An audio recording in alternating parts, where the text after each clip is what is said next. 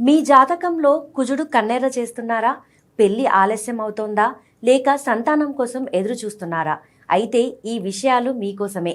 నవగ్రహాల్లో సైన్యాధ్యక్షుడు ఉగ్రస్వరూపుడైన కుజుడు అంటే భయం వద్దు, భక్తి ఉంటే చాలు. ఖగోళ శాస్త్రం ప్రకారం ఎర్రని ఇనుప తుప్పు రంగులో నిండిన ఈ అంగారకుడు జ్యోతిష్య శాస్త్రంలో మాత్రం మంగళకరుడు. కుజుడు నీచ స్థితిలో ఉంటే కలిగే ఆ కుజదోషం మీ జీవితాన్ని ఇబ్బంది పెడుతుంటే శాస్త్రం చెప్పిన ఈ అద్భుత పరిహారాలు పాటించండి. ముఖ్యంగా 7 మంగళవారాల పాటు నియమనిష్టలతో ఉపవాసం ఉండి కందులను దానం చేయడం వల్ల దోష తీవ్రత తగ్గుతుంది.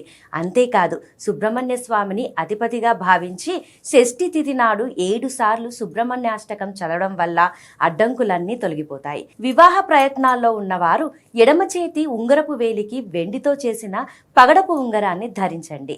ఇక సంతానం కోరుకునే దంపతులు 7 ఆదివారాల పాటు సుబ్రహ్మణ్య స్వామి ఆలయంలో 70 ప్రదక్షిణలు చేస్తే ఆ స్వామి కరుణ తప్పక లభిస్తుంది.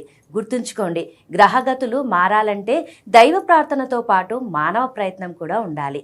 నిరాశ చెందకుండా నమ్మకంతో ముందడుగును వేయండి. ఆ మంగళుడు మీకు అంతా మంగళమే చేస్తాడు.